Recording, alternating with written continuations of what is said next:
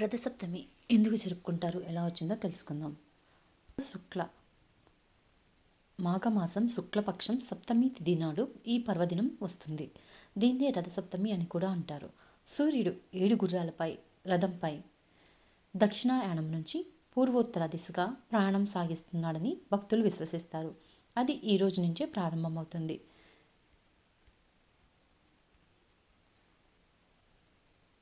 మేషం నుంచి మీనం వరకు వచ్చే 12 రాశుల్లో ప్రయాణిస్తాడు సూర్యుడు. ఈ 12 రాశులను పూర్తి చేయడానికి సూర్యరథానికి ఏడాది సమయం పడుతుంది. సూర్య జయంతి అంటే సూర్యుడు పుట్టినరోజు కాదు, రథాన్ని ఎక్కి సూర్యుడు సాగించే ప్రయాణం ఈ రోజు నుంచి మొదలవుతుంది. ఈ రోజుని రథసప్తమి అని అంటారు.